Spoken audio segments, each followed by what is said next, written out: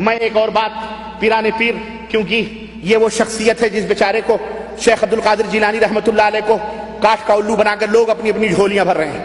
یہ غنیۃ الطالبین ان کی کتاب کس کی ہے؟ شیخ عبد القادر جیلانی رحمۃ اللہ علیہ کی۔ انہوں نے بدعت کے تعلق سے کیا باتیں بیان فرمائی ہیں؟ ہمارے اہل بدعت جو نیاز، فاتحے، کنڈے، شب برات، حلوے، ماڈھے، تعزیے، شدے، علم، چبوترے، تعویذ، گنڈے، پلیتے، مزارات کے اوپر چادریں، عرس، میلے، قوالیاں، فوالیاں اور یہ اندھی تقلیدیں اور اذہب اور مذہب جو بنا بنا کے چلتے ہیں، یہ کتاب ان کے لیے زہر ہے۔ یہ کتاب ان کے لیے کیا ہے؟ ہاں، اور یہ زہر انہیں پینا پڑے گا، کیونکہ ان کا نام لے کر کے ان کے مرغے دباتے ہیں یہ مسٹنڈے مولوی۔ اس زہر کو ان کو پلاؤ اور بولو کہ شیخ عبد القادر جیلانی کی غنیۃ الطالبین، اس کے اندر شیخ عبد القادر جیلانی نے بدعتی کی پہچان بتائی ہے اور بدعتیوں کے ساتھ کیسا سلوک کرنا چاہیے اس کے بارے میں بتلایا ہے۔ کہتے ہیں ہر صاحب ایمان کے اوپر ضروری ہے، سنو شیخ عبد القادر جیلانی کی نمازیں پڑھنے والے اور غوث کا دامن نہیں چھوڑیں گے، غوث کا دامن نہیں چھوڑیں گے، غوث کا دامن نہیں چھوڑیں۔ آؤ نہ چھوڑو، اچھی بات ہے، آؤ یہ بھی نہ چھوڑو، صرف گوشت کھانے میں نہیں چھوڑیں گے غوث کا دامن۔ یہ کون کرے گا؟ یہ کون کرے گا؟ یہ ہم نہ کریں، وہی کریں بس۔ شیخ عبد القادر جیلانی فرماتے ہیں ہر صاحب ایمان پر سنت رسول اور جماعت کی پیروی کرنا ضروری ہے۔ پھر خود ہی تشریح کر رہے ہیں کہ سنت سے مراد رسول اللہ صلی اللہ علیہ وسلم کا طریقہ ہے۔ سنت سے مراد کس کا طریقہ ہے؟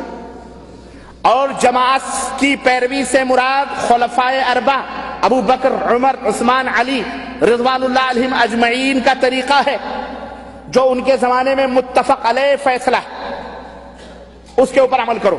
سنو، بدعتیوں سے بحث مباحثہ رکھ رکھاؤ، بدعتیوں سے بحث مباحثہ رکھ رکھاؤ، دعا سلام درست نہیں ہے۔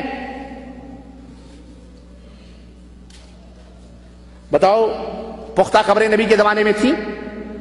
چادر چڑھانا قبروں پر نبی سے جلوس اور یہ علم گلم جو کچھ بھی نبی کے زمانے میں تھا، سارے بدعتی ہیں، یاد رکھو۔ اس میں بڑے بڑے حسینوں کے نام بھی ہیں۔ میں نے بالکل الوجوہ یہ بات میں کہہ رہا ہوں، کہہ رہے ہیں کہ بدعتیوں سے بحث مباحثہ رکھ رکھاؤ، دعا سلام درست نہیں ہے۔ امام احمد بن حنبل فرماتے ہیں کہ جس کسی نے بدعتی کو سلام کیا تو گویا اس نے اس سے محبت رکھی، کیونکہ حدیث نبوی ہے کہ سلام پھیلاؤ، محبت بڑھاؤ۔ تو بدعتی سے محبت بھی کرنا جائز نہیں ہے۔ سنو، فرماتے ہیں کہ اہل بدعت سے اٹھنا بیٹھنا، استوار رکھنا، عید اور پرمسرت موقعوں پر مبارکباد دینا، ان کی نماز جنازہ پڑھنا، ان کا ذکر خیر کرنا اہل ایمان کے لیے جائز ہی نہیں ہے۔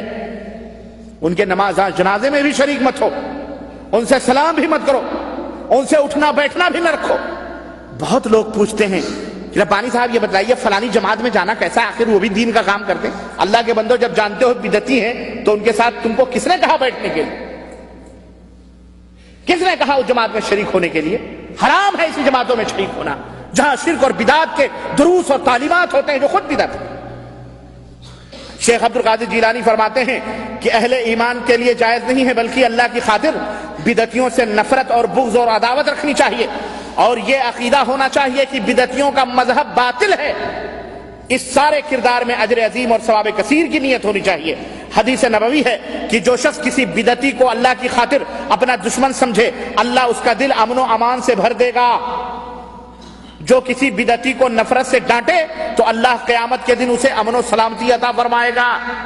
شیخ عبد القادر جیلانی فرما رہے ہیں، میں نہیں کہہ رہا ہوں، شیخ عبد القادر جیلانی فرما رہے ہیں جو کسی بدعتی کو حقارت اور ذلت سے دیکھے، اللہ اس کے لیے جنت میں 100 درجہ بلند فرمائے گا۔ اب پکاؤ ڈیگے، ہاں یہ خواجہ کا مرغا، یہ غوث پاک کا مرغا۔ سنو، اور جو بدعتی سے خندہ پیشانی یعنی خوشی سے ملے تو گویا اس نے نبی پر نازل ہونے والے کلام کو حقیر سمجھا۔ حضرت عبداللہ ابن عباس سے روایت ہے کہ رسول اللہ صلی اللہ علیہ وسلم نے فرمایا کہ اللہ تعالیٰ بدعتی آدمی کا کوئی عمل قبول نہیں فرماتا حتیٰ کہ وہ بدعت سے تائب ہو کر اسے چھوڑ دے۔ شیخ عبد القادر جیلانی فرماتے ہیں کہ فضیل ابن عیاض فرماتے ہیں کہ جو کوئی بدعتی شخص سے محبت رکھے اللہ اس کے اعمال ضائع فرما دیتا۔ بدعتیوں سے محبت بھی نہیں، رکھنا چاہیے ورنہ اعمال ضائع اور برباد ہیں.